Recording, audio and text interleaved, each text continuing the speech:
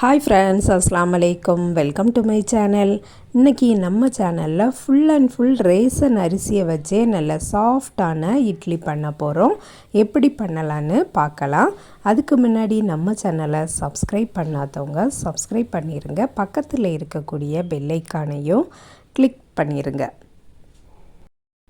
இப்போது நம்ம வீடியோக்குள்ளே போகலாம். ரேசன் அரிசி எடுத்து வச்சுருக்கேன். இந்த ரேசன் அரிசி இதில் சோறுமே ஆக்கலாம், ரொம்ப சூப்பராக இருக்கும். ஏன்னா இதில் ரொம்ப கருப்பு கல் இந்த மாதிரி எதுவுமே இருக்காது, லைட்டாக குண்டாகவும் இருக்கும். இதில் தான் நான் எப்போவுமே அரிசி அளந்து எடுப்பேன். இது எங்கள் ஊரில் உலக்குன்னு சொல்லுவாங்க, சில ஊரில் ஆளாக்குன்னு சொல்லுவாங்க. இதுக்கு நான் 6 உலக்கு அரிசி எடுத்திருக்கேன். 3/4 உலக்கு உளுந்து எடுத்திருக்கேன். இதை நைட்டே நல்லா வாஷ் பண்ணிவிட்டு ஊற போட்டு வச்சுருக்கேன். இப்போ மார்னிங் ஆகிட்டு இனி நம்ம அரைக்கிறதுக்கு ஸ்டார்ட் பண்ணலாம். 6 உலக்கு ரேசன் அரிசியும் 3/4 உலக்கு உளுந்தும் தான் எடுத்து வாஷ் பண்ணி ஊற போட்டு வச்சுருக்கேன். பச்சை அரிசியோ அவலோ வெந்தயமோ எதுவுமே நான் சேர்க்கலை. உளுந்து நல்லா ஊறினதுக்கு அப்புறமா நான் ஃப்ரிட்ஜில் வச்சுருந்தேன். இப்போ வெளியில் எடுத்தாச்சு. இனி நம்ம அரைக்கலாம். உளுந்து நல்ல தணுப்பாட்டு இருந்துன்னா நம்ம கிரைண்டரில் போடும்போது நல்ல பொங்கி வரும். சில பேர் ஐஸ் வாட்டர் ஊற்றுவாங்க. நான் உளுந்தையே அப்படியே ஃப்ரிட்ஜில் வச்சுட்டேன். நல்லா ஊறினதுக்கு அப்புறமா தான் ஃப்ரிட்ஜில் வச்சுருந்தேன். அரிசியும் நல்லா ஊறியாச்சு. இப்போ நம்ம அரைக்கிறதுக்கு ஸ்டார்ட் பண்ணலாம். கிரைண்டரும் கழுவி ரெடியாட்டு வச்சுருக்கேன். ஃபஸ்ட்டு உளுந்தை போட்டுடலாம்.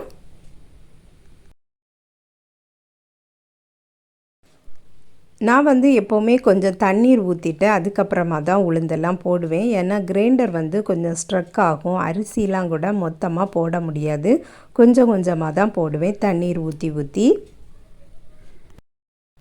உளுந்து அரைக்கும்போது தண்ணீர் அதிகமாக ஊற்றிடக்கூடாது, கொஞ்சம் கொஞ்சமாக தெளித்து தெளித்து தான் தண்ணீர் ஊற்றணும்.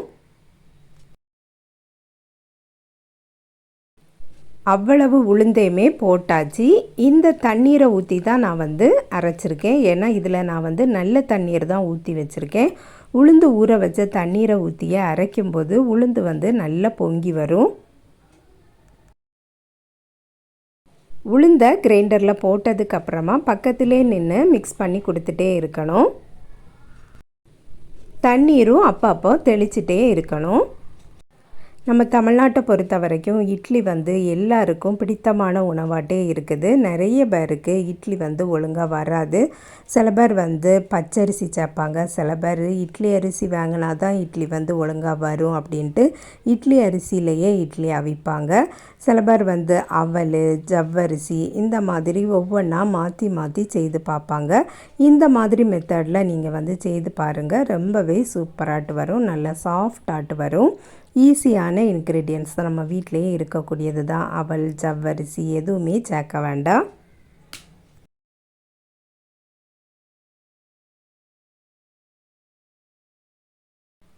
உளுந்து நல்லா அரைஞ்சிட்டு இருக்குது. உளுந்து மை போல் அரையணும். அரிசி பார்த்திங்கன்னா திரு திருன்னு இருக்கணும். அதுதான் இட்லிக்கு நம்ம பொதுவாக கவனிக்க வேண்டியது. 3/4 உலக்கு தான் உளுந்து போட்டிருந்தோம். பார்த்திங்கனாலே தெரியும், உளுந்து நல்ல பொங்கி வந்திருக்கு. அரிசியும் தண்ணி எல்லாம் வடிச்சிட்டு எடுத்து வச்சுருக்கேன்.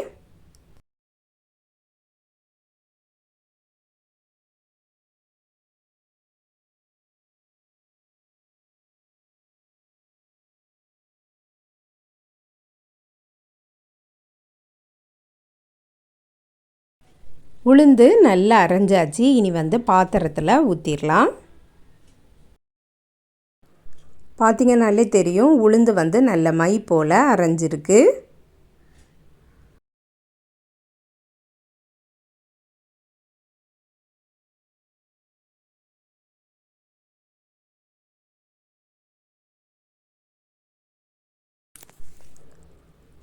உளுந்து எடுக்கும்போதே தெரியும், நல்ல ஃப்ளஃபியாட்டு இருக்குது.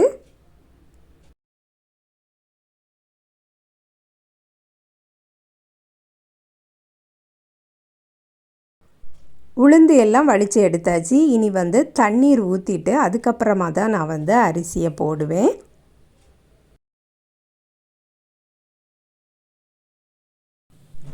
அரிசியை கொஞ்சம் கொஞ்சமாகவே போட்டுடலாம். அவ்வளோத்தையும் மொத்தமாக போட்டுட்டோம்னா கிரைண்டர் வந்து ஓடாமல் அப்படியே நின்றுடும். தண்ணீரும் ஊற்றியே அரிசி அவ்வளோத்தையுமே போட்டுடலாம்.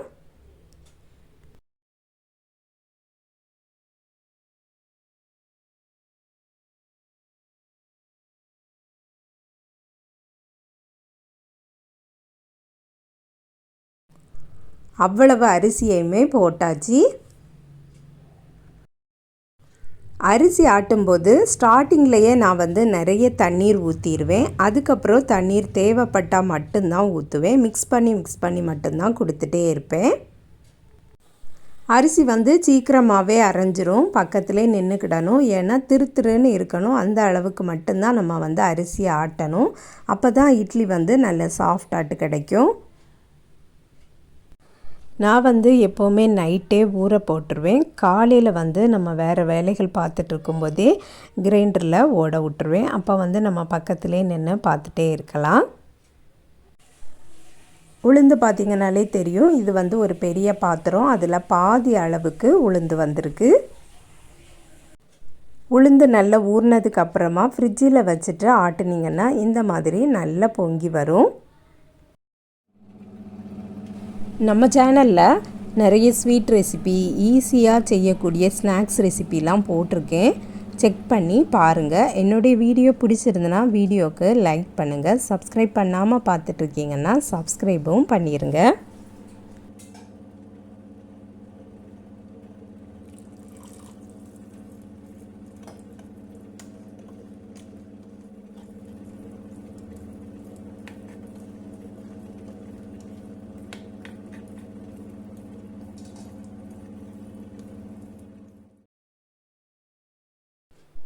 அரிசி வந்து நல்லா அரைஞ்சிட்டே இருக்குது.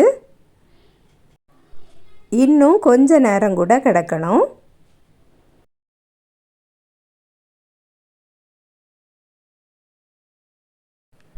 இப்போ பார்த்திங்கன்னா மாவு கரெக்டாட்டு இருக்குது. லைட்டாட்டு ஒரு திருப்பு இருக்குது. இதுவே நமக்கு கரெக்டான ஸ்டேஜ் தான். இனி வந்து உப்பு போட்டுடலாம். தேவையான உப்பு போட்டுட்டு உளுந்து மாவையும் நான் வந்து இந்த கிரைண்டர்லேயே போட்டுட்டு ஒரு சுற்றிட்டு அப்படியே ஆஃப் பண்ணிடுவேன். கல் உப்பு போட்டிருக்கிறதுனால உப்பு மட்டும் கொஞ்சம் அரையட்டும். இப்போது உளுந்து மாவையும் ஊற்றிடலாம்.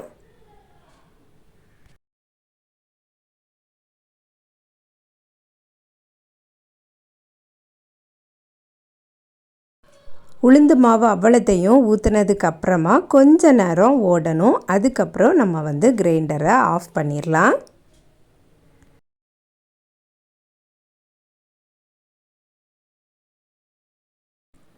உளுந்து மாவும் சேர்த்து மிக்ஸ் ஆயாச்சு. இனி வந்து கிரைண்டரை ஆஃப் பண்ணிடலாம். இனி மாவை வேறொரு பாத்திரத்துக்கு மாற்றிடலாம். கல்லில் மாவு இருக்கிறதுனால அதை வந்து ஒரு பிளேட்டுக்கு மாற்றிடுவேன்.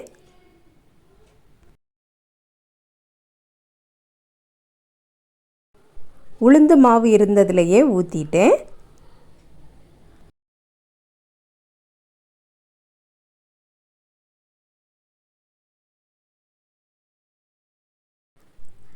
ஆறு உலக்கு அரிசி மாவும் நமக்கு இவ்வளவுக்கான வந்திருக்கு. இதுவே எனக்கு 1 வீக்குக்கு வரும்.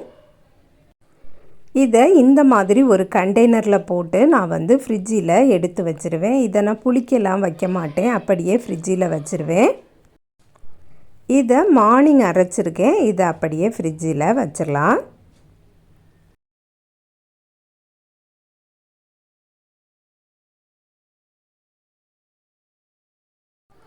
இப்போ பார்த்திங்கன்னா மறுநாள் ஆயிருக்கு. நான் வந்து நைட்டு வந்து தோசை சுட்டிருந்தேன். தோசை சுட்டுட்டு அந்த பாத்திரத்தில் கொஞ்சமாக மாவு இருக்குது. அதை மட்டும் அப்படியே வெளியில் வச்சுருந்தேன். கண்டெய்னரில் இருக்கக்கூடிய மாவு வந்து ஃப்ரிட்ஜில் இருந்தது. அதில் இருந்து இப்போது இட்லிக்கு தேவையான மாவை மட்டும் ஊற்றி வச்சிடலாம். ஐஸ் மாவோடு எப்போவுமே இட்லி அவிச்சா ஒழுங்காக வராது. கொஞ்ச நேரம் ஐஸ் போகட்டும். தோசையோ இட்லியோ எதுவானாலுமே எனக்கு வந்து ரொம்ப புளிச்சுனா பிடிக்காது. அதனால தான் நான் வந்து மாவை எப்போவுமே வெளியில் வைக்க மாட்டேன். இட்லிக்கு எப்போவுமே மாவு வந்து ரொம்ப திக்காட்டும் இருக்கக்கூடாது, தோசை மாவு மாதிரி லூஸ் ஆட்டும் இருக்கக்கூடாது. அதனால் கொஞ்சமாக நான் வந்து தண்ணீர் ஊற்றிருக்கேன். ஐஸ் போகட்டும், அதுவரை நம்ம வந்து வச்சுருக்கலாம். இப்போது ஐஸ்லாம் போயாச்சு. கொஞ்சமாக பேக்கிங் சோடா போட்டிருக்கேன். நான் வந்து ஏற்கனவே ஒரு இட்லி ரெசிபி போட்டிருக்கேன். அதில் வந்து பேக்கிங் சோடா போடாமல் எப்படி சாஃப்டாக இட்லி அவிக்கலாம் அப்படின்ட்டு வீடியோ அப்லோட் பண்ணியிருக்கேன். பார்க்காதவங்களுக்கு லிங்க் கொடுக்குறேன், செக் பண்ணி பார்த்துக்கிடுங்க. இதில் கொஞ்சமாக தான் நான் வந்து பேக்கிங் சோடா போட்டிருக்கேன். மாவு ஆட்டி 2-3 நாள் கழிஞ்சு வந்து நம்ம இட்லி அவிக்கிறதாட்டு இருந்தால் பேக்கிங் சோடாலாம் போட வேண்டாம். இது வந்து நெக்ஸ்ட் டேயே அவிக்கிறதுனால நம்ம புளிக்கவும் வைக்காததுனால தான் நான் வந்து ஆப்பச்சோடா போட்டிருக்கேன். இட்லி தட்டில் எண்ணெய் அப்ளை பண்ணிவிட்டு இட்லி மாவை ஊற்றிடலாம்.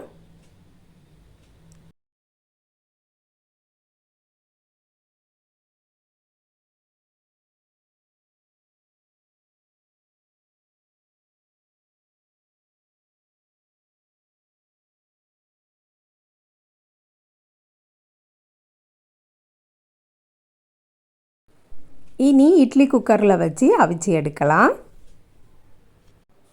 10 நிமிஷத்துலேயே இட்லி வந்து ரெடி ஆயிடும்.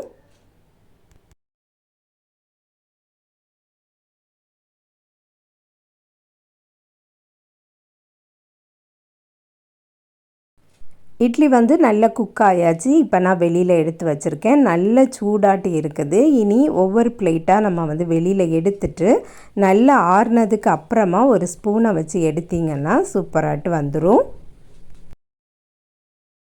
உளுந்து மாவு மட்டும்தான் நல்ல மை போல் அரையணும். அரிசி மாவு வந்து திரு திருன்னு தான் இருக்கணும். அப்போ தான் இட்லி வந்து நல்ல சாஃப்டாட்டு வரும். பார்த்திங்கனாலே தெரியும், நல்ல வெள்ளையாட்டும் இருக்குது, நல்ல சாஃப்டாட்டும் இருக்குது, நல்ல குண்டு குண்டுன்னு தான் இட்லி வந்திருக்கு. சப்பீட்லாம் அப்படி வரலை.